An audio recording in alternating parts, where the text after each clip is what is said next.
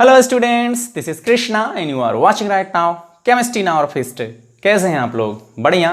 तो क्लास आज के इस लेक्चर में हम लोग बात करने वाले हैं पीरियोडिसिटी इन प्रॉपर्टी के अगले टॉपिक के बारे में, जो कि बहुत ही ज़्यादा इंपॉर्टेंट है, जिसका नाम है इलेक्ट्रॉन गेन एंथैल्पी। तो चलिए स्टार्ट करते हैं। क्या है इलेक्ट्रॉन गेन एंथैल्पी और क्या है इलेक्ट्रॉन एफिनिटी? क्या दोनों एक ही बातें हैं या दोनों किसी भी तरीके से कहीं से अलग भी होती हैं? बात करते हैं इसके बारे में। इसे स्टार्ट करने से पहले थोड़ा सा चलिए पीछे चलते हैं आयोनाइजेशन एंथैल्पी पे। क्या बात हुई थी वहां से हमारी आपकी? आपने कहा था कि सर अगर किसी भी आइसोलेटेड गैसियस एटम के आउटर मोस्ट शेल से एक इलेक्ट्रॉन को निकालना है तो इसका मतलब क्या होगा? इसका मतलब होगा कि हमें न्यूक्लियस के द्वारा उस इलेक्ट्रॉन पर लगे हुए अट्रैक्शन को पहले तो कम करना पड़ेगा, जिसके लिए हम लोगों को क्या काम करना पड़ता था? एटम को एनर्जी देनी पड़ती थी। एनर्जी अगर हीट के फॉर्म में होती थी तो आप उसे एंथैल्पी बोलते थे। इलेक्ट्रिसिटी के फॉर्म में होती थी तो इलेक्ट्रिसिटी मीन्स इलेक्ट्रॉन वोल्ट बोलते थे। ओके, तो इतने अमाउंट में आप इसे हीट देते थे कि यहाँ से जो फोर्स लगा हुआ है ये कम हो जाए या हट जाए, घट जाए, जिससे इलेक्ट्रॉन यहाँ से निकल के बाहर आ जाए। इसे आपने क्या बोला था? Ionisation enthalpy. किसको? इलेक्ट्रॉन को निकलने को? नहीं नहीं नहीं, जितनी एनर्जी आपने सप्लाई की थी उसको। क्लियर? ठीक वैसे ही इलेक्ट्रॉन गेन एंथैल्पी में क्या समझना है, ध्यान से सुनिएगा। आपने कहा कोई सर एटम हो, ओके, इस बार उसके आउटर मोस्ट शेल में इलेक्ट्रॉन को डालना है। मतलब पिछली बार क्या काम किया गया था? बाहर निकाला गया था। इस बार इलेक्ट्रॉन क्या किया जा रहा है? डाला जा रहा है। तो सबसे पहले क्या शर्त आएगी? पहली शर्त तो ये आएगी कि हमें हर हाल में पिछली बार इलेक्ट्रॉन निकालने के लिए एनर्जी देनी पड़ी थी। इस बार जब इस न्यूक्लियस को, इस इलेक्ट्रॉन को अट्रैक्ट करना पड़ेगा तो क्या काम करना पड़ेगा? अपने पास से वर्क डन करना पड़ेगा। भाई इलेक्ट्रॉन कहाँ था? यहाँ था। आपने इसे आउटर मोस्ट शेल में डाला और न्यूक्लियस ने उसे क्या कर लिया? अट्रैक्ट कर लिया। क्लियर? तो जो इसकी एनर्जी थी वो क्या होगी? घट जाएगी और वो हीट के फॉर्म में निकल जाएगी। ओके, हीट के फॉर्म में निकल जाएगी। चूंकि हीट के फॉर्म में निकलेगी इसलिए किससे रिप्रेजेंट किया जाएगा? एंथैल्पी से। तो जो एटम की एंथैल्पी रही होगी कुछ ना कुछ तो पहले रही ही होगी। मान लेता हूं ये H1 है। ओके, जब ये हीट निकली तब कितनी रह गई? H2। तो आप कहते हो del H is equal to H2 minus H1। इसका मतलब डेल H क्या है? Change in enthalpy. मतलब एक इलेक्ट्रॉन को ऐड करने पर एटम में जो एंथैल्पी का बदलाव हुआ है, जितनी एंथैल्पी चेंज हुई है उसी को हम लोग क्या बोल देंगे? Electron gain enthalpy. Okay, means electron gain enthalpy क्या है? Change in enthalpy when an electron is added in isolated gaseous atom। तो क्या बताओगे यहां पे? Sir change in enthalpy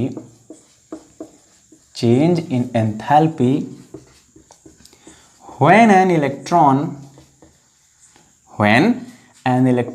is added in isolated gaseous atom। इसको तो भैया भूलना नहीं है ना।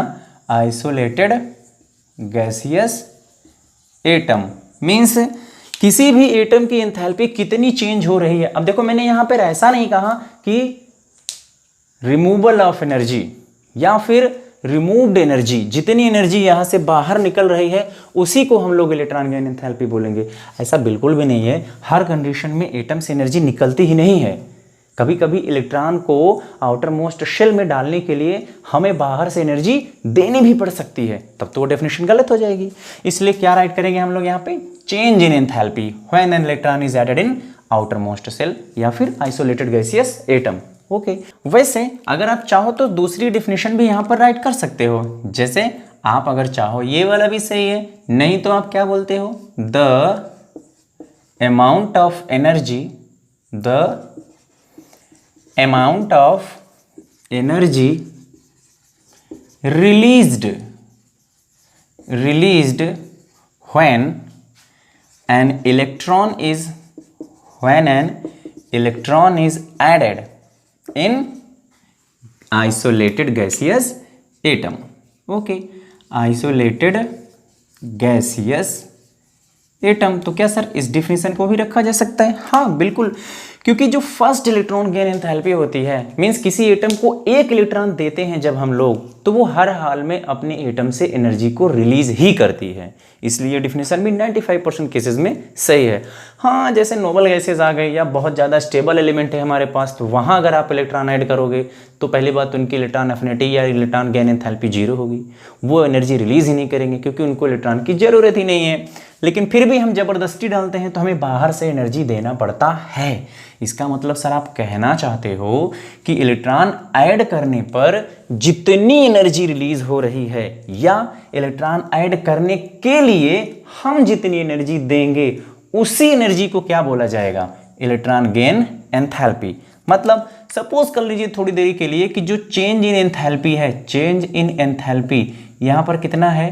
2 किलो जूल है। ओके, कितना है? 2 kg है, 2 किलो जूल है। तो इसका मतलब जो इसकी इलेक्ट्रॉन गेन एंथैल्पी कितनी है? 2 किलो जूल है एक एटम के लिए या पर मोल के लिए। क्लियर? इसका मतलब आप कह रहे हो सर कि जो इलेक्ट्रॉन गेन एंथैल्पी है ये है सिंबल किसके लिए? इलेक्ट्रॉन गेन एंथैल्पी है वो क्या हो सकती है? मे बी एक्सोथर्मिक, जब वो एनर्जी रिलीज करे किस कंडीशन में? जब वो अपने पास से क्या दे? हीट को निकाले। ओके, दूसरी एज वेल एज इंडोथर्मिक, वो किस कंडीशन में होगा? जब हीट क्या करी जाए? एटम को दी जाए। आई ना बात समझ में? बाहर से दिया जाए, यहाँ घटना बढ़ना मत समझिएगा। इंडोथर्मिक का मतलब बाहर से एटम को एनर्जी दी जा रही है। ओके, यूनिट्स क्या होंगी सर इनकी? चलिए यूनिट्स के बारे में बात कर लेते हैं। तो जो आप हीट दे रहे हो, जो एनर्जी आप दे रहे हो, अगर आप उसे हीट के फॉर्म में दे रहे हो तब आप उसे कैसे मेज़र कर सकते हो? आप मेज़र कर सकते हैं किलो जूल पर मोल, या फिर आप उसे मेज़र कर सकते हैं किलो कैलोरी पर मोल। अगर इलेक्ट्रिसिटी के फॉर्म में एनर्जी आप उसे दे रहे हो या एटम से निकली हुई एनर्जी इलेक्ट्रिसिटी के फॉर्म में मेजर हो रही है तब आप उसे क्या बोलेंगे? इलेक्ट्रॉन वोल्ट पर एटम। ओके, चलिए सर अच्छा ये बताइए इलेक्ट्रॉन को गेन करने के बाद ये एनर्जी निकालता क्यों है, इसे तो समझा दीजिए। चलिए सपोज करिए आपके पास एक एलिमेंट है X और ये स्टेबल इलेक्ट्रॉनिक कॉन्फ़िगरेशन नहीं शो कर रहा। क्लियर? तो अब क्या काम करना है? सपोज कर लेता हूं कि इसके पास 17 इलेक्ट्रॉन है। मतलब बात किसकी हो रही है? क्लोरीन की। 17 इलेक्ट्रॉन अगर है तो जाहिर सी बात है इलेक्ट्रॉनिक कॉन्फ़िगरेशन करने पर 287 मिल रहा है हमें, एक इलेक्ट्रॉन हमें इसको देना पड़ेगा। तो इसका मतलब ये हुआ कि इसके पास एनर्जी क्या है? बहुत ज़्यादा है। एनर्जी क्या है? हाई है। ओके, जब ये एक इलेक्ट्रॉन ले लेगा तो कहाँ चला जाएगा? स्टेबल फॉर्म में चला जाएगा। स्टेबल फॉर्म में जाने का मतलब 288 हो जाएगा, जहाँ 287 था। स्टेबल इलेक्ट्रॉनिक कॉन्फ़िगरेशन हो गया। इसका मतलब अब ये स्टेबल हो गया तो एनर्जी कम हो जाएगी, तो एनर्जी लो हो जाएगी। लो कैसे होगी भाई? अभी तक तो एनर्जी ज़्यादा थी। इसका मतलब इसने क्या काम किया होगा? कुछ ना कुछ एनर्जी अपने पास से निकाला होगा एक इलेक्ट्रॉन लेने के दौरान। तो जितनी एनर्जी इसने निकाली थी वही एनर्जी क्या कहलाएगी? Electron gain enthalpy. आई बात समझ में? क्योंकि वो स्टेबल होने के लिए अपने अंदर से हीट को निकालते हैं इलेक्ट्रॉन को लेने के बाद। अगर इलेक्ट्रॉन लेने के बाद भी उसके पास एनर्जी बहुत ज़्यादा रहे तब फिर वो स्टेबल नहीं है, अभी भी वो रिएक्टिव है। तो क्या बताओगे? To minimize the energy and to get more stability. Clear? Okay, आगे चलिए बढ़ते हैं इसमें। अब जरूरी नहीं है कि बहुत सारे रिएक्टेंट हमारे पास ऐसे भी हैं क्लास जिनको इलेक्ट्रॉन देने के बाद उनकी एनर्जी बढ़ जाती है, घटती नहीं है, बढ़ जाती है। तो उस कंडीशन में हमें उन्हें बाहर से एनर्जी देनी पड़ी होगी इलेक्ट्रॉन लेने के साथ साथ में। बात करेंगे भी उनके बारे में आगे चल करके। दूसरा क्या हो सकता है sir? Type of electron gain enthalpy. Okay, चलिए बात करते हैं। पहला क्या होगा आप बताओगे? Sir first electron gain enthalpy ऐसा रिप्रेजेंट करेंगे, डेल EGH। एच क्या है, एंथैल्पी। डेल क्या है, चेंज इन एंथैल्पी। किसकी change in, electron gain. Easy मतलब इलेक्ट्रॉन गेन। और 1 का मतलब क्या हो गया, फर्स्ट इलेक्ट्रॉन गेन एंथैल्पी। क्या बोलोगे इसको सर, ये है फर्स्ट इलेक्ट्रॉन गेन एंथैल्पी ना, जैसे क्या होता था फर्स्ट आयोनाइजेशन एंथैल्पी। ओके, अगर किसी एटम को एक इलेक्ट्रॉन दिया जाए तो ध्यान दीजिएगा, और वो स्टेबल फॉर्म में जा रहा है, मीन्स एक इलेक्ट्रॉन गेन करके वो स्टेबल हो जा रहा है, तो इसका मतलब है कि अब तक इसके पास हाई एनर्जी रही होगी, इसीलिए ये क्या रहा होगा, अनस्टेबल रहा होगा। जब इसने एक इलेक्ट्रॉन को गेन किया और चार्ज रिटेन किया, तब ये क्या हो गया, स्टेबल हो गया। इसका मतलब इसकी एनर्जी क्या हुई होगी, लो हुई होगी। इस कंडीशन में क्या बात आई होगी सर, इसका मतलब इसने अपने पास से एनर्जी को निकाला होगा, एनर्जी को निकाला होगा। इसका मतलब जो एंथैल्पी है, समझिएगा इस बात को, जो चेंज इन एंथैल्पी है वो क्या होगी, पॉजिटिव होगी कि निगेटिव होगी। भाई किसी सिस्टम से हीट निकल गई तो इसका मतलब अब उस जगह पर हीट कम हो गई, घट गई, इसलिए किसके फॉर्म में रहेगा, नेगेटिव के फॉर्म में रहेगा। क्लियर।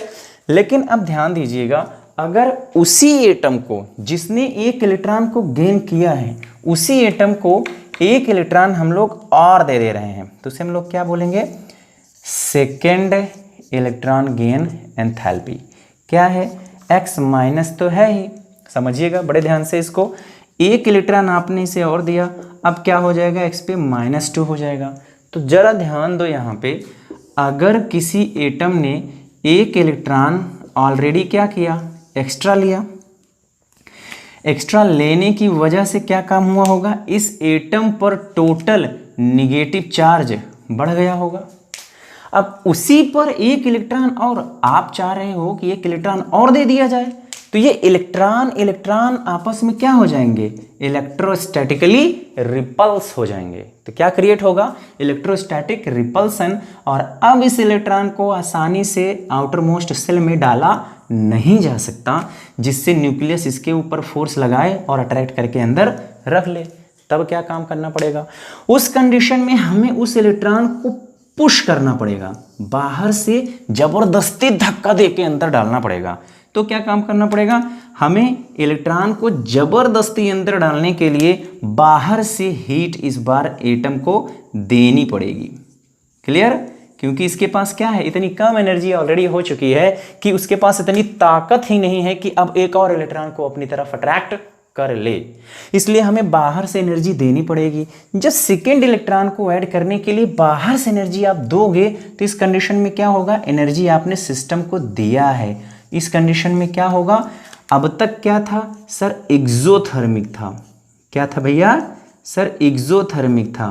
अब क्या हो गया सर, अब इंडोथर्मिक हो गया। अगर इंडोथर्मिक हो गया है तो जो एंथैल्पी चेंज है वो क्या होगी, डेल एच की वैल्यू क्या होगी यहाँ पे सर, पॉजिटिव होगी, बट हाई पॉजिटिव होगी।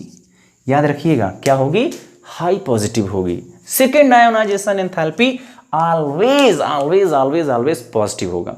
First ionization enthalpy always negative होगा, बट अनस्टेबल एटम के लिए, स्टेबल एटम के लिए नहीं। जैसे अगर मान लो मैंने यहाँ पे रख दिया नियॉन, मैंने रख दिया आर्गन, मैंने रख दिया हीलियम, मैंने रख दिया आर्गन। अभी ये क्या है, एक इलेक्ट्रॉन इसमें आप ऐड करवाओ, तो आप बोलोगे सर ये तो एनर्जी निकालेगा, बिल्कुल नहीं निकालेगा।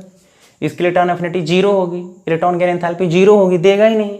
पहली बात, इलेक्ट्रॉन लेगा ही नहीं, क्योंकि आर्गन के पास क्या है, 2 8 8 कंप्लीट है, 8 चाहिए भाई, उसके पास 8 है। तो इसका मतलब अगर आप इस इलेक्ट्रॉन को इसमें डालते भी हो तो जबरदस्ती डालना पड़ेगा। क्लियर। तो उस कंडीशन में तो निगेटिव ही होगा। चलिए आगे बढ़ते हैं।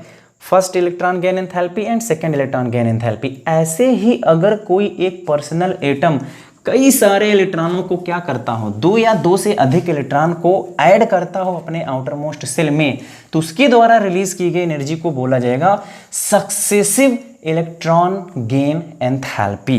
क्या बोला जाएगा, successive electron gain enthalpy. Okay, चलिए 2 तक तो हम लोग पहुंचे ही थे ना। अब अगर मैं कहूं थर्ड इलेक्ट्रॉन गेन एंथैल्पी, तो क्या होगा, तब आप बोलोगे सर जिसने 2 इलेक्ट्रॉन पहले से ही लिया है अब वो एक और इलेक्ट्रॉन तो पहली बात लेगा ही नहीं। क्यों नहीं लेगा? क्योंकि उसके पास ऑलरेडी इतना ज़्यादा नेगेटिव चार्ज हो चुका है कि अब अगर इस एटम को एक इलेक्ट्रॉन और देना पड़ेगा जिसके ऊपर ऑलरेडी 2 यूनिट पॉजिटिव चार्ज है, सॉरी 2 यूनिट नेगेटिव चार्ज मौजूद है, 2 इलेक्ट्रॉन ऑलरेडी एक्स्ट्रा मौजूद है, उसे आप एक इलेक्ट्रॉन और दे रहे हो नेगेटिव के फॉर्म में, तब तो फिर इलेक्ट्रोस्टैटिकली वो रिपल्स होना ही होना है, एटम में तो आएगा ही नहीं। फिर वही बात आएगी कि उस इलेक्ट्रॉन को इसमें डालने के लिए और ज़्यादा अमाउंट ऑफ हीट और ज़्यादा एनर्जी आपको एटम को देना पड़ेगा। इसका मतलब जो थर्ड आयोनाइजेशन एंथैल्पी होगा वो भी क्या होगा, sorry third electron gain enthalpy, ionization बोल रहा हूँ, थर्ड इलेक्ट्रॉन गेन एंथैल्पी क्या होगा, वो भी उस समय एनर्जी लेगा। ओके, इसलिए जो इसकी एंथैल्पी चेंज होगी वो किस में होगी, पॉजिटिव में होगी। क्लियर? ओके, याद रखिएगा, इसको मैं स्टार लगा के लिख रहा हूं, two successive electron gain enthalpy. Okay, two successive electron gain enthalpy have positive value, हमेशा इनकी वैल्यू क्या आएगी, पॉजिटिव आएगी, मोर देन 0 आएगा। मतलब सर अगर फर्स्ट इलेक्ट्रॉन गेन एंथैल्पी क्या थी सर, निगेटिव में थी। Okay, second electron gain enthalpy क्या होगा सर, पॉजिटिव में होगा। इन दोनों को अगर ऐड कर दिया जाए तो जो नेट रिजल्ट आएगा वो किस में आएगा, पॉजिटिव में आएगा, क्योंकि दूसरे वाले को इतना ज़्यादा एनर्जी देना पड़ता है, जितना एनर्जी उसने निकाला था उससे ज़्यादा एनर्जी इसको देना पड़ जाता है। मतलब निगेटिव वाली वैल्यू से पॉजिटिव वाली वैल्यू बहुत ज़्यादा होती है, हर हाल में आप ऐड करोगे तो वैल्यू क्या मिलेगी, पॉजिटिव मिलेगी। इसका मतलब हो गया कि अगर फर्स्ट इलेक्ट्रॉन गेन एंथैल्पी और सेकेंड इलेक्ट्रॉन गेन एंथैल्पी को सम किया जाए तो उसकी वैल्यू हमेशा 0 से बड़ी होगी। ओके सर, सारी बात आप इलेक्ट्रॉन गेन एंथैल्पी के बारे में बता रहे हैं, इलेक्ट्रॉन एफिनिटी के बारे में तो कुछ आप बोल ही नहीं रहे हैं। चलिए यही मैं बोल दे रहा हूँ, ध्यान दीजिएगा। इलेक्ट्रॉन गेन एंथैल्पी लगभग सिमिलर होगा या बराबर होगा निगेटिव ऑफ इलेक्ट्रॉन एफिनिटी के, इलेक्ट्रॉन एफिनिटी के। मतलब सर, मतलब अगर इलेक्ट्रॉन गेन एंथैल्पी की वैल्यू आई है -8 किलो जूल, तो इलेक्ट्रॉन एफिनिटी की जो वैल्यू होगी वो होगी +8 किलो जूल। बस इतना ही अंतर है, साइन का ही अंतर है, डेफिनेशन में कोई अंतर नहीं है, बाकी सारे प्रोसेस में कोई अंतर नहीं है। इसका मतलब अगर आप यहाँ पर इलेक्ट्रॉन गेन एंथैल्पी की जगह पर इलेक्ट्रॉन एफिनिटी रखते तो आप कैसे राइट करते, तो मैं राइट करता electron affinity 1 means first electron affinity plus second electron affinity की वैल्यू हमेशा 0 से कम होती, मतलब नेगेटिव में होता। इतनी ही तो बात होती, बाकी सारी बातें एक जैसी रहेंगी। ओके, तो अब बात करते हैं इसके फैक्टर अफेक्टिंग के बारे में, कि इलेक्ट्रॉन गेन एंथैल्पी पर किस किस चीज़ों का इफेक्ट पड़ता है, मतलब इसे प्रभावित करने वाले कौन कौन से फैक्टर हैं, इसे अफेक्टिव करने वाले कौन कौन से फैक्टर हैं। जैसे आयोनाइजेशन में हम लोगों ने पढ़ा था एटम की size, effective nuclear charge, stable electronic configuration, penetration effect, screening effect, तमाम बातें थी। वैसे ही यहाँ देखना है कि इलेक्ट्रॉन गेन एंथैल्पी किस किस फैक्टर से अफेक्टेड होता है। तो चलिए बात करते हैं, क्या है अगला टॉपिक क्लास, अगला टॉपिक है हम लोगों का फैक्टर अफेक्टिंग इलेक्ट्रॉन गेन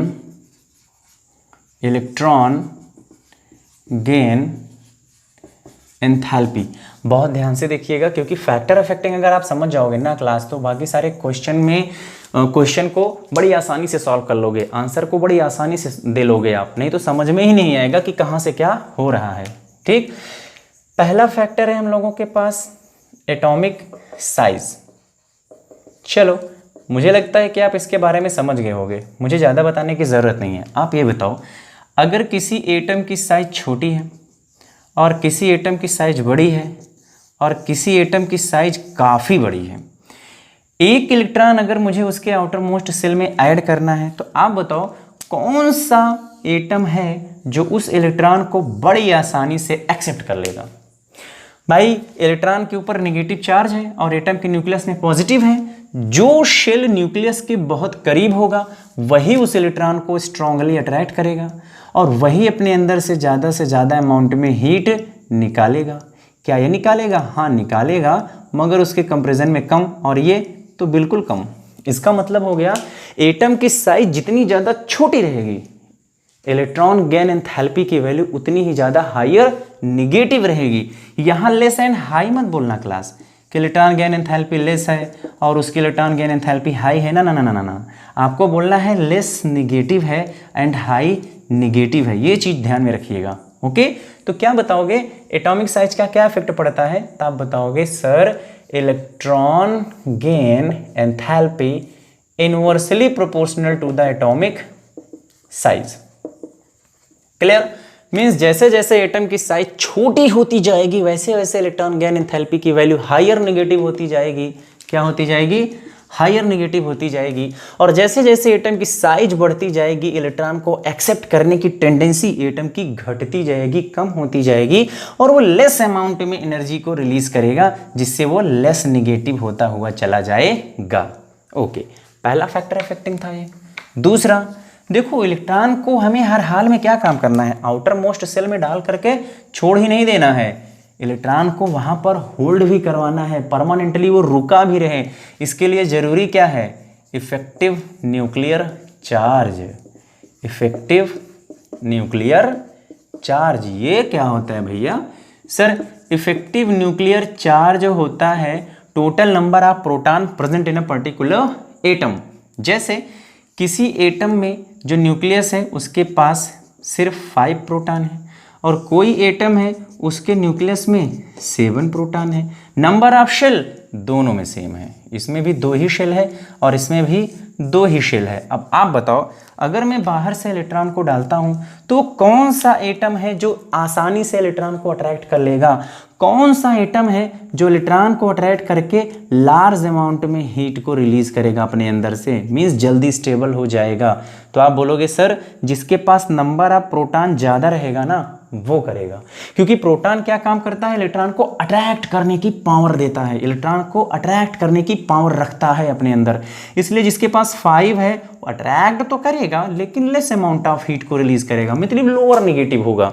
उसी जगह अगर हम लोग इलेक्ट्रॉन को ऐसे एटम को दे जिनके न्यूक्लियस में ज़्यादा से ज़्यादा प्रोटॉन है, मतलब जिसका इफेक्टिव न्यूक्लियर चार्ज क्या है? बहुत हाई है, वो इलेक्ट्रॉन को एक्सेप्ट करके हाई अमाउंट ऑफ हीट को रिलीज करेंगे।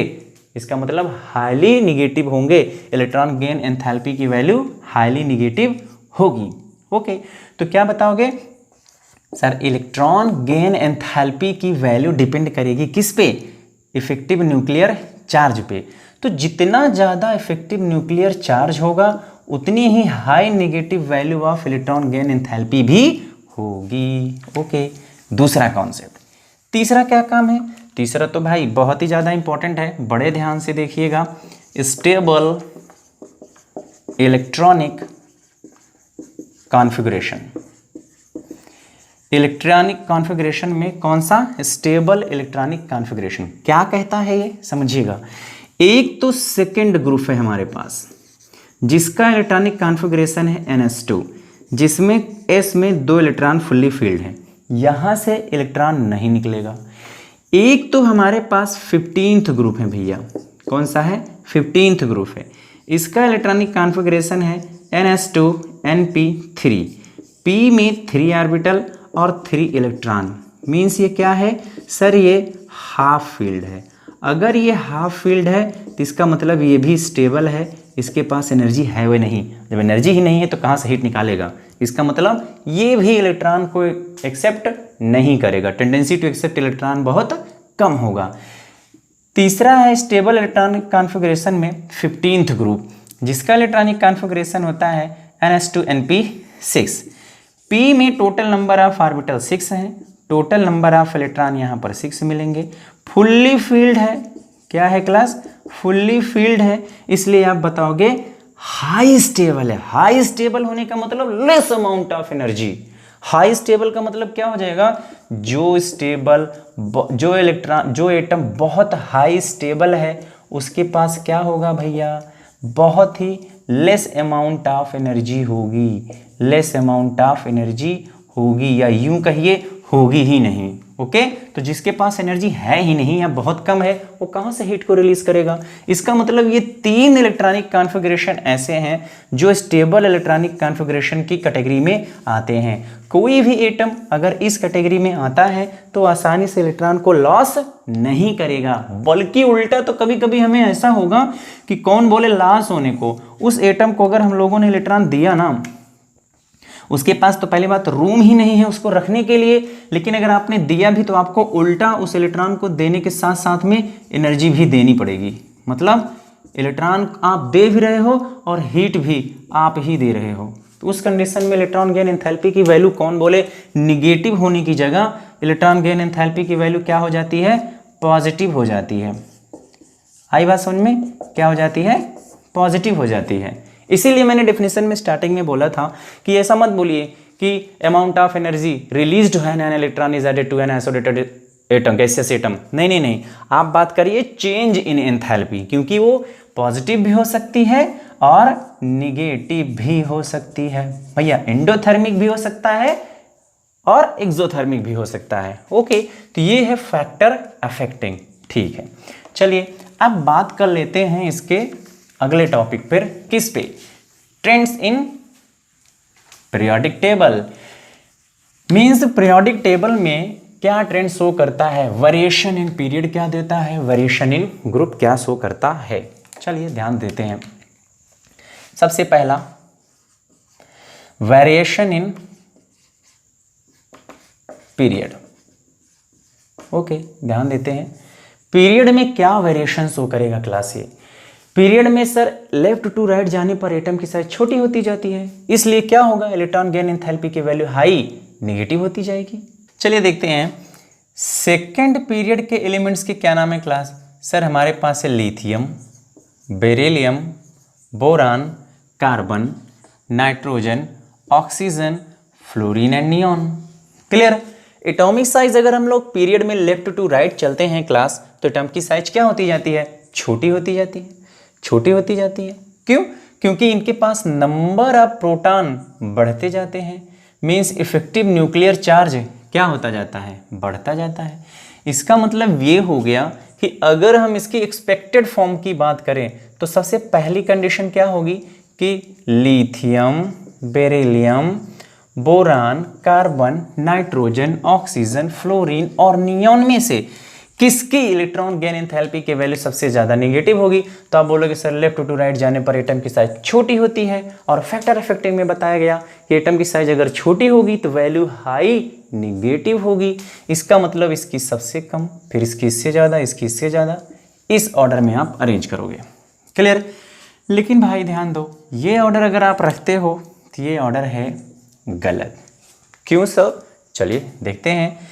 एक्चुअली लिथियम का, बेरिलियम का या फिर सेकेंड पीरियड के एलिमेंट का आप सबका इलेक्ट्रॉनिक कॉन्फ़िगरेशन करके तो देखो, क्योंकि बात हो चुकी है हमारी आपकी कहाँ, एटॉमिक साइज में। अगर इलेक्ट्रॉनिक कॉन्फ़िगरेशन क्लास हमेशा याद रखो, अगर एटॉम कोई भी ऐसी प्रॉपर्टी हम लोग पढ़ रहे हैं जिसमें एटॉमिक साइज और इलेक्ट्रॉनिक कॉन्फ़िगरेशन दोनों मैटर करता है, तब आप प्रायोरिटी किसको देंगे, हमेशा याद रखना है कि इलेक्ट्रॉनिक कॉन्फ़िगरेशन को। और इलेक्ट्रॉनिक कॉन्फ़िगरेशन से अफेक्टेड होता है, इसलिए किसको प्रायोरिटी देनी है, इलेक्ट्रॉनिक कॉन्फ़िगरेशन को, साइज को नहीं। और वैसे भी साइज में हम जानते हैं ये ऑर्डर भी साइज का नहीं है। ओके, तो चलिए, तो कैसे करोगे, आप बोलोगे सर इसका एटॉमिक नंबर कितना है मेरे पास, लिथियम का एटॉमिक नंबर कितना है सर 3, तो इलेक्ट्रॉनिक कॉन्फ़िगरेशन क्या हो जाएगा 1s2 2s1। इसका एटॉमिक नंबर कितना है 4, सर 1s2 2s2। इसका एटॉमिक नंबर कितना है 5, 1s2 2s2 2p1। इसका 6 है तो क्या होगा सर 1s2 2s2 2p2। ऐसे ही इसका क्या हो जाएगा 2p3, इसका 2p4 2p5 एंड 2p6। कितने स्टेबल इलेक्ट्रॉनिक कॉन्फ़िगरेशन थे क्लास आपके पास? सर आपने बताया था सेकेंड ग्रुप का होना है NH2, 15th ग्रुप का होना है NP3 और 18 ग्रुप का होना है NP6। चलो ढूंढ डालते हैं कौन सा एलिमेंट यहाँ पर ऐसा है जिसके पास S में 2 इलेक्ट्रॉन है। तो आप बोलोगे सर बेरिलियम। कौन है? बेरिलियम। इसके S को आप देखिए ना सर, इसके S में कितना इलेक्ट्रॉन है? 2 इलेक्ट्रॉन है। इसका मतलब ये स्टेबल इलेक्ट्रॉनिक कॉन्फ़िगरेशन दिया। दूसरा कौन है सर? 15 ग्रुप में NP3, और वो कौन है सर यहाँ पे? सर ये है नाइट्रोजन। कौन है? नाइट्रोजन का इलेक्ट्रॉनिक कॉन्फ़िगरेशन स्टेबल है, हाफ फील्ड शो कर रहा है। और लास्ट कौन है सर? नियॉन। ये भी क्या है? स्टेबल इलेक्ट्रॉनिक कॉन्फ़िगरेशन शो कर रहा है। तो जो ऑर्डर होगा क्लास वो क्या होगा सर? इसमें से सबसे ज़्यादा स्टेबल कौन होता है, हाफ फील्ड की फुल फील्ड? तो आप बोलते हो सर फुल फील्ड ज़्यादा स्टेबल होता है। जिसके पास नंबर ऑफ ऑर्बिटल ज़्यादा हो और वो फुल्ली फील्ड हो तो वो ज़्यादा स्टेबल होगा। आप बताओ जो फुल्ली फील्ड है वो स्टेबल होगा कि जो हाफ फील्ड है वो स्टेबल होगा? आप बोलोगे सर जो फुल्ली फील्ड है वो स्टेबल होगा हाफ फील्ड के कंपैरिजन में। बट अगर ये s ऑर्बिटल है और ये p ऑर्बिटल, हम जानते हैं s ऑर्बिटल की वैल्यू एजीमुथल क्वांटम नंबर में 0 होती है और p के लिए वैल्यू क्या होती है? 1 होती है। ज़्यादा कौन है? 1 है, तो ज़्यादा स्टेबल कौन होगा? भले हाफ फील्ड है लेकिन नंबर ऑफ ऑर्बिटल इसके पास ज़्यादा है, इसलिए ज़्यादा स्टेबल ये होगा। तो आप क्या बताओगे? स्टेबिलिटी क्राइटेरिया के अकॉर्डिंगली जो नियॉन है वो सबसे ज़्यादा स्टेबल है, मतलब उसके पास एनर्जी है ही नहीं, बहुत कम एनर्जी है। इवन उसे इलेक्ट्रॉन देने के लिए एनर्जी भी देनी पड़ती है। तो कौन बोले उसके इलेक्ट्रॉन गेन एंथैल्पी की वैल्यू निगेटिव होने की बल्कि पॉजिटिव हो जाती है। तो सबसे कम कौन होगा यहाँ पे? सर नियॉन होगा। ओके, दूसरे नंबर पर कौन आएगा? सर नाइट्रोजन आएगा।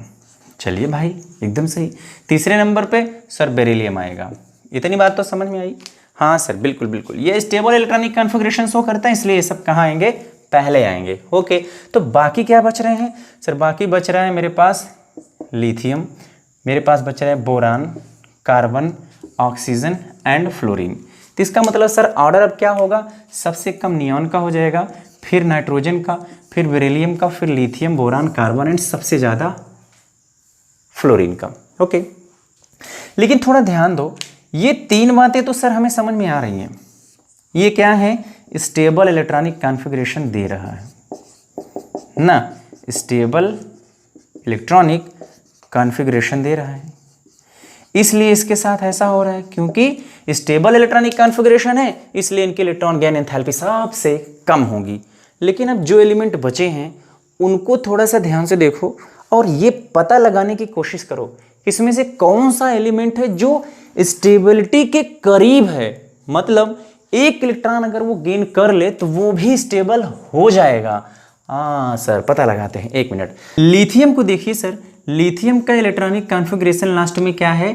2s1 है और स्टेबल इलेक्ट्रॉनिक कॉन्फ़िगरेशन क्या होना है? 2s2 होना है। जो स्टेबिलिटी के करीब है वो अपने आप को स्टेबल करने के लिए कितना भी धन खर्च करने के लिए क्या होगा? तैयार होगा। वो बोलेगा यार 1 इलेक्ट्रॉन दो मेरे को, 1 इलेक्ट्रॉन मुझे दो और 1 इलेक्ट्रॉन मिल जाए मुझे, मैं जल्दी से स्टेबल हो जाऊँ, काम खत्म हो मेरा। इसलिए वो 1 इलेक्ट्रॉन पाने के लिए क्या काम करेगा? ढेर सारी मात्रा में एनर्जी को अपने पास से निकाल देगा और स्टेबल हो जाएगा। लेकिन यही बात अगर मैं क्या करूँ? बोरान के साथ रखूं तो बोरान का इलेक्ट्रॉनिक कॉन्फ़िगरेशन तो सर 2p1 है ना, 2p1 है, p में 3 ऑर्बिटल है और 1 ही इलेक्ट्रॉन है। चलिए मैं कहता हूं अगर इसे 1 इलेक्ट्रॉन मिल भी गया तो क्या ये बहुत खुश हो जाएगा? क्या ये स्टेबल हो जाएगा? इसकी एनर्जी बहुत ज़्यादा डाउन हो जाएगी। क्या ये भी लिथियम के बराबर ही या उससे ज़्यादा एनर्जी को रिलीज़ करेगा? बिल्कुल नहीं रिलीज करेगा, क्योंकि 1 इलेक्ट्रॉन लेने के बाद ना तो हाफ फील्ड हो रहा है ना तो फुल्ली फील्ड हो रहा है। इसका मतलब लिथियम को इलेक्ट्रॉन गेन करने की प्रॉपर्टी बोरान से भी क्या है? ज़्यादा है। मतलब लिथियम के electron gain enthalpy higher negative होगी देन बोरान। इसका मतलब ये हुआ सर ये ऑर्डर जो था ये भी गलत हो गया। क्या हो गया? ये भी गलत हो गया। तो अब करेक्ट ऑर्डर क्या होगा? सर करेक्ट ऑर्डर तो अब समझ में आ गया। इसका मतलब हो गया बस एक ही चीज़ को यहाँ से हमें ठीक ठाक कर देना है, और वो किसको करना है? अब सर नियॉन रहेगा, नाइट्रोजन रहेगा, बेरिलियम रहेगा। यहाँ तक तो बात सही है क्योंकि स्टेबल इलेक्ट्रॉनिक कॉन्फ़िगरेशन कॉन्फ़िगरेशंस हैं। यही लिथियम अब आगे जाएगा क्योंकि इसके इलेक्ट्रॉन लेने की टेंडेंसी ज़्यादा है बोरान के रिस्पेक्ट में, इसलिए बोरान कहाँ आएगा पहले और लिथियम निकल जाएगा आगे। आई ना बात समझ में? ओके, अब लिथियम चेंज कर लिया अपनी पोजीशन, बोरान आ गया, बाकी सारी चीज़ें जैसी थी आप उन्हें वैसे ही पुट कर दीजिए।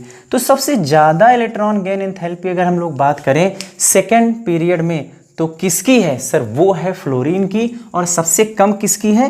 नियॉन की। आई बात समझ में? अब ये है correct order of electron gain enthalpy of second period elements. Clear? अब बात हम लोग करते हैं ग्रुप की। ग्रुप का एकदम सीधा साधा सा रूल है, थोड़ी जगह थोड़े बहुत परिवर्तन है, उन्हें ही हमें समझना है यहाँ पे। जैसे अगर मैं बात कर दूं यहाँ पर ग्रुप में, तो स्टार्ट में करता हूँ चलो फर्स्ट ग्रुप से ही। हाँ, तो क्या है हमारे पास? हाइड्रोजन, लिथियम, सोडियम ना, पोटेशियम, रुबिडियम, सीजियम, फ्रेंशियम। तो भैया क्या है? रेडियो एक्टिव है, इसलिए इसे रखना नहीं है।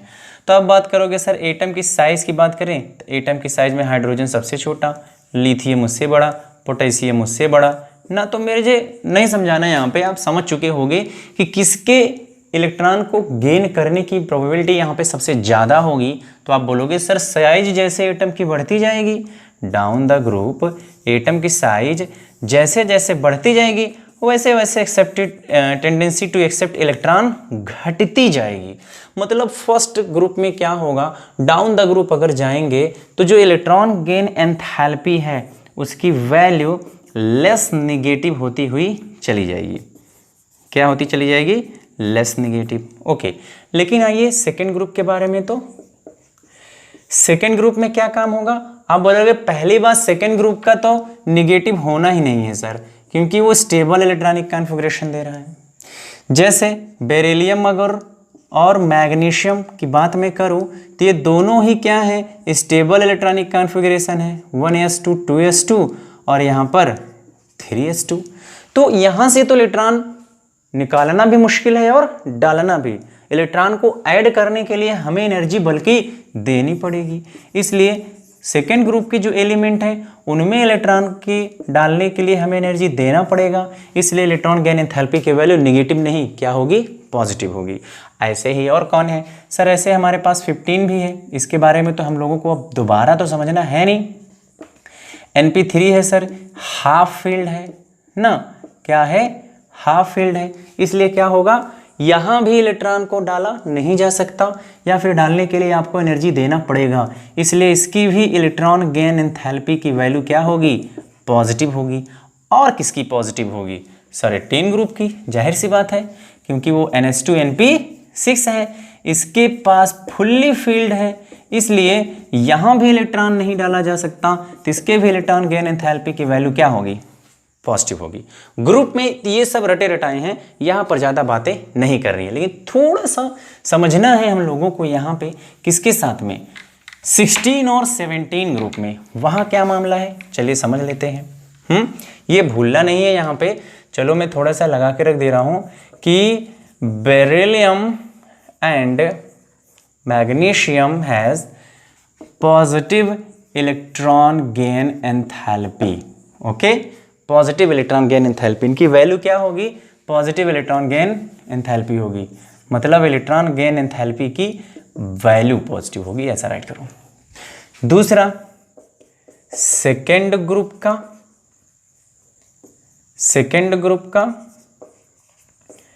15th एंड 18th ग्रुप जो है हमारे पास, इनकी भी इलेक्ट्रॉन गेन एंथैल्पी की वैल्यू क्या होगी? पॉजिटिव होगी। अब मामला कहाँ जाके फंस रहा है समझिएगा, बात फंस रही है 16 में। चलिए देखते हैं क्या है यहाँ पे। Oxygen, sulphur, selenium, tellurium and polonium. Polonium तो रेडियो एक्टिव हो जाता है, इसलिए इसको मैं क्या कर दे रहा हूँ? हटा दे रहा हूँ। अब बताओगे size of atom down the group क्या हो रहा है? बढ़ रहा है, इसलिए यहाँ पर सबसे छोटा साइज किसका है? ऑक्सीजन का है। तो अब अगर मैं आपसे कहूँ कि चलो भाई ऑर्डर में अरेंज करो, तो आप क्या बोलोगे? सर ऑर्डर में हमारे पास होगा ऑक्सीजन, सल्फर, सेलेनियम और टेलुरियम में सबसे हाई कौन होगा यहाँ पे? ऑक्सीजन, फिर सल्फर, फिर सेलेनियम, फिर टेलुरियम। अगर ऐसा आपने राइट किया तो गलत है। क्यों सर? एटम की साइज तो ऑक्सीजन की सबसे छोटी होगी, तो इसके इलेक्ट्रॉन को गेन करने की टेंडेंसी सबसे ज्यादा होनी चाहिए ना, नहीं होती है। क्यों नहीं होती है? चलिए समझते हैं। ऑक्सीजन का जो एटॉमिक नंबर है क्लास, वो कितना है? ऑक्सीजन का एटॉमिक नंबर है 8 और सल्फर का कितना है? 16। इलेक्ट्रॉनिक कॉन्फ़िगरेशन क्या है इसका? 2,6। इसका कितना है? 2,8,6। ऑक्सीजन का एटम आप ड्रा करोगे तो क्या बनाओगे सर? फर्स्ट सेल है और ये सेकंड सेल है। सल्फर का आप ड्रा करोगे तो क्या होगा सर? फर्स्ट सेल है, सेकंड सेल है और ये थर्ड सेल है।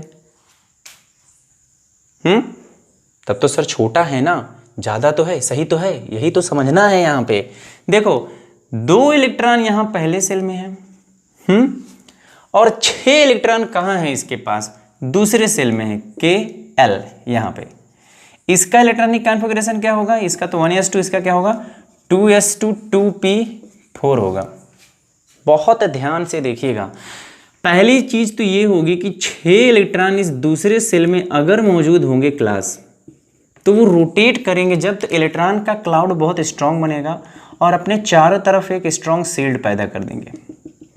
चूंकि 6 इलेक्ट्रॉन क्या है? निगेटिव है, इसलिए शील्ड पर कैसा चार्ज पैदा हो जाएगा? निगेटिव। और जब बाहर से कोई भी इलेक्ट्रॉन अंदर दिया जाने लगेगा तो उसके ऊपर भी चार्ज कैसा रहेगा? निगेटिव। वो निगेटिव इलेक्ट्रॉन इस निगेटिव शील्ड से क्या हो जाएगा? रिपल्स हो जाएगा। मीन्स इलेक्ट्रॉन को लेने की टेंडेंसी कम है। जबकि सल्फर के पास है वही 6 इलेक्ट्रॉन, इसके भी आउटर मोस्ट सेल में, लेकिन यहाँ मामला क्या है? यहाँ इसका आउटर मोस्ट सेल थर्ड है, सेल की साइज बड़ी है, इसके पास स्पेस है, जगह ज़्यादा है। किसके कंपेरिजन में? ऑक्सीजन के कंपेरिजन में। इसलिए ये भी बनाएगा बट लेस नेगेटिव बनाएगा। और आउटर मोस्ट में डाला गया, आउटर मोस्ट सेल में डाला गया इलेक्ट्रॉन न्यूक्लियस के द्वारा फोर्स एक्सपीरियंस कर लेगा और आसानी से अंदर अट्रैक्ट हो जाएगा। जब ये आसानी से अंदर आ जाएगा तो इसकी एनर्जी घट जाएगी, तो सल्फर क्या करेगा? एनर्जी रिलीज करेगा, तभी तो एनर्जी घटेगी ना। इसलिए क्या होने लगेगा? थोड़ा थोड़ा स्टेबिलिटी की तरफ बढ़ना शुरू कर देगा। इसलिए आप बोलोगे सर ये ऑर्डर तो गलत है। ऑक्सीजन और सल्फर में आसानी से इलेक्ट्रॉन को कौन गेन करेगा? सल्फर गेन करेगा, ऑक्सीजन तो गेन नहीं करेगा। चलिए भैया आप क्या है कहना मान लिए सर, तब तो ऑर्डर हम लोगों का क्या हो गया? चेंज हो जाएगा ना। क्या चेंज हो जाएगा? अब ऑर्डर क्या बन जाएगा सर? अब तो हो जाएगा सबसे पहले सल्फर, तब ऑक्सीजन, तब सेलेनियम, तब टेलुरियम। ऐसा भी नहीं होगा, थोड़ा सा और बदलाव है यहाँ पे, ये भी गलत है। क्यों भैया? अब क्या प्रॉब्लम हो गई? थोड़ा याद करो, आपको जब एटॉमिक साइज बताई गई थी कार्बन, नाइट्रोजन, ऑक्सीजन और फ्लोरीन में ना, तो क्या घटना हुआ था इसके साथ में? आपने कहा था नाइट्रोजन होता है सर 2p3, यहाँ पर 3 इलेक्ट्रॉन है और सबका इलेक्ट्रॉन अपर साइड में है, मतलब +1/2 ओरिएंटेशन में अरेंज है। लेकिन अगर हम लोग ऑक्सीजन की बात करते हैं तो आपने कहा था सर 1 इलेक्ट्रॉन इसके ऑर्बिटल में आता है और ये क्या काम करता है? ये क्या काम करता है? इंटर इलेक्ट्रॉनिक रिपल्सन जनरेट कर देता है। इंटर इलेक्ट्रॉनिक रिपल्सन जनरेट कर देता है, जिससे क्या होता है? इंटर इलेक्ट्रॉनिक रिपल्सन जनरेट करने से सेल की साइज बड़ी हो जाती थी। यहां तो इलेक्ट्रॉन का रिपल्सन हो जा रहा है, जिसकी वजह से इसको इलेक्ट्रॉन की लेने की टेंडेंसी घट जाती है। इसलिए 16 ग्रुप में, बहुत ध्यान से सुनिएगा, 16 ग्रुप में सल्फर, सेलेनियम, टेलुरियम और ऑक्सीजन के इलेक्ट्रॉन लेने की टेंडेंसी सबसे कम होगी। ओके, इसलिए ये तीसरा वाला ऑर्डर सही होगा 16 ग्रुप के लिए। आई ना बात समझ में? तो क्या बताओगे? सबसे high negative value of electron gain enthalpy कौन सो करेगा? ऑक्सीजन तो कतई नहीं करेगा। ऑक्सीजन अब कहाँ चला गया? सबसे लास्ट में चला गया। ये ऑर्डर होगा इसका। ये बात हो गई 16 ग्रुप की। यही बात अगर हम लोग 17 ग्रुप में करें तो बहुत ही इजी है, बिकॉज आपने 16 ग्रुप में इस बात को समझ लिया है। अब अगर मैं कहूँ 17 ग्रुप में मेरे पास फ्लोरीन है, क्लोरीन है, ब्रोमीन है, आयोडीन है, तो क्लोरीन में और फ्लोरीन में किसकी इलेक्ट्रॉन गेन की वैल्यू हायर नेगेटिव होगी? तो मुझे नहीं लग रहा है आप इस बार फ्लोरीन बोलोगे, क्योंकि फ्लोरीन की साइज भले ही छोटी है क्लोरीन के कंपैरिजन में, और क्लोरीन की साइज फ्लोरीन से भले ही बड़ी है, छोटी है तो इलेक्ट्रॉन लेने की टेंडेंसी ज़्यादा होनी चाहिए। लेकिन फिर से वही बात आएगी जो अभी हम लोगों ने पढ़ा, क्या कि 9 इलेक्ट्रॉन है 2 और 7 होगा, 17 इलेक्ट्रॉन है 2 8 7 होगा। 2 इलेक्ट्रॉन इसके फर्स्ट सेल में और 7 इलेक्ट्रॉन इसके आउटर मोस्ट सेल में मौजूद होंगे, जो रोटेशन के दौरान अपने चारों तरफ एक स्ट्रॉन्ग निगेटिव फील्ड तैयार कर देंगे, जिसकी वजह से इंटर इलेक्ट्रॉनिक रिपल्सन होगा। बाहर से आने वाला इलेक्ट्रॉन न्यूक्लियस का फोर्स इस शील्ड को पेनिट्रेट करके बाहर निकल नहीं पाएगा, या बहुत लेस निकलेगा, ज़्यादा नहीं निकल पाएगा।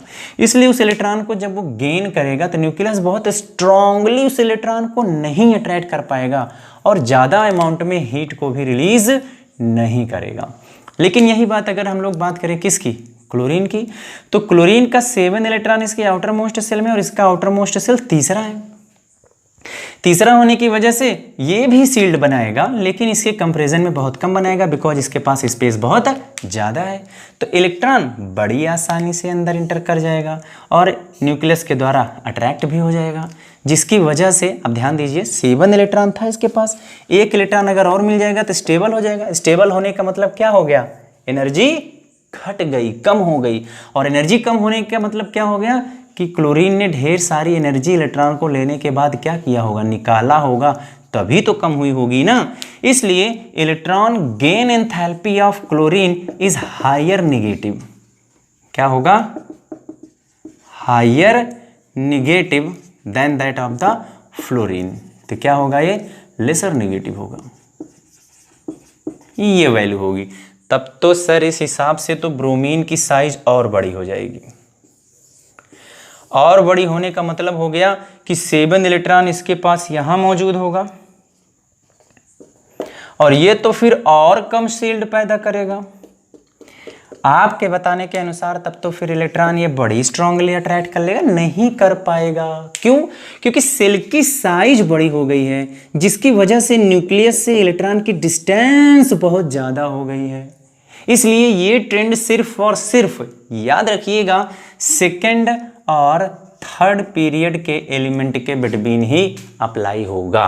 तो अब जो बात होगी 17 ग्रुप में, उसमें आप क्या बताओगे, अरेंजमेंट कैसा होगा, फ्लोरीन, क्लोरीन, ब्रोमीन, आयोडीन में से ये ऑर्डर नहीं होगा।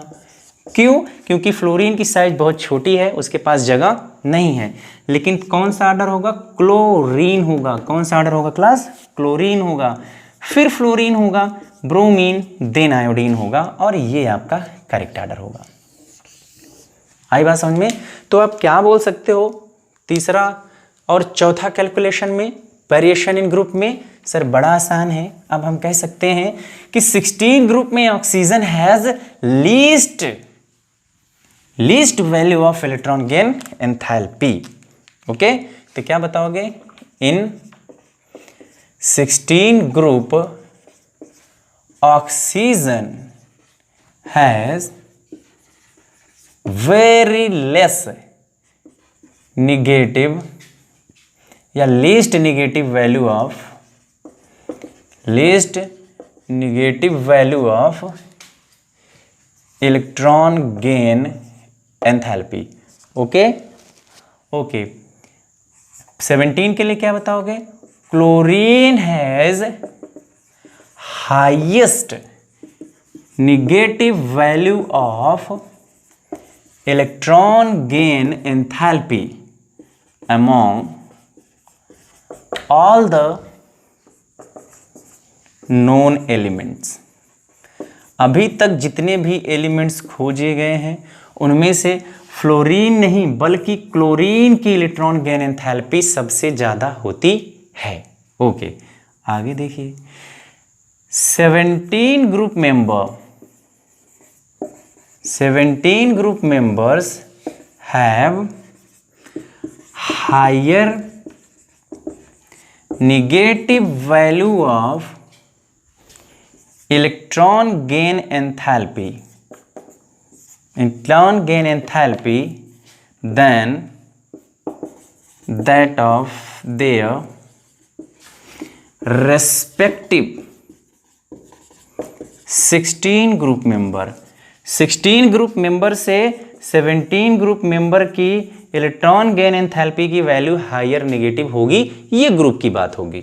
अब अगर मैं आपसे कह दूं, चलो मैं अरेंज करने के लिए आपको बोल रहा हूं, आप ये बताओ 4 एलिमेंट है मेरे पास, ऑक्सीजन है, क्लोरीन है, फ्लोरीन है, सल्फर है।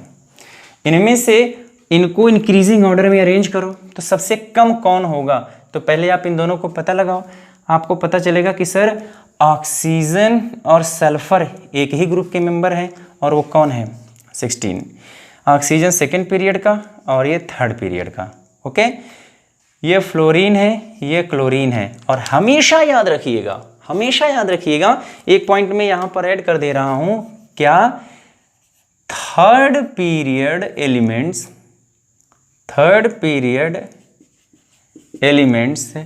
हैव हायर निगेटिव, यहां से लिख दे रहा हूं, higher negative value of electron gain enthalpy than second period element. Okay, क्या बताओगे, सेकेंड पीरियड एलिमेंट्स। तो जो सेकेंड पीरियड का एलिमेंट है उसका तो वैसे भी कम रहेगा। ये क्या हो गया सर 16 के बाद 17। अब बताओ 17 की वैल्यू वैसे भी 16 से ज़्यादा होगी, तो 17 की अगर ज़्यादा है तो किसकी ज़्यादा होगी, सेकेंड पीरियड वाले की कि थर्ड वाले की, सर थर्ड वाले की। तो क्लोरीन की वैल्यू सबसे ज़्यादा होगी, इसलिए क्लोरीन क्या होगा, इंक्रीजिंग ऑर्डर में रखना है तो सबसे बाद में, उससे पहले फिर फ्लोरीन आएगा। सल्फर और ऑक्सीजन में कौन आएगा, सर ऑक्सीजन आएगा, उसके बाद कौन आएगा, सल्फर आएगा। ये आपका करेक्ट ऑर्डर होगा। आई ना बात समझ में क्लास। अब अगर कह दिया जाए कि चलो इनको अरेंज करो, तो दूसरे element oxygen, selenium, sulphur, tellurium, तो अब पता करोगे तो आपको पता चलेगा कि इस जगह पर ये 16 ग्रुप के मेंबर हैं। तो 16 ग्रुप के मेंबर का जो ऑर्डर होता है वो क्या होता है, ऑक्सीजन, सल्फर, सेलेनियम, टेलुरियम, ऐसा होना चाहिए। लेकिन ऐसा तो होगा नहीं, क्यों, क्योंकि ऑक्सीजन 16 ग्रुप में सबसे कम शो करता है, इसलिए ऑक्सीजन को आप सबसे लास्ट में रख दो, बाकी को वैसे ही छोड़ दो। आई ना बात समझ में। तो ये हो गया 16 ग्रुप एलिमेंट का इलेक्ट्रॉन गेन एंथैल्पी। क्लियर। तो ये है कंप्लीट कॉन्सेप्ट। ओके, इससे रिलेटेड कुछ क्वेश्चंस आपको डीपीपी में दे दिए जा रहे हैं, लास्ट में जरूर सॉल्व करिएगा। पढ़ते रहिए, बाकी मिलते हैं अगले वीडियो में।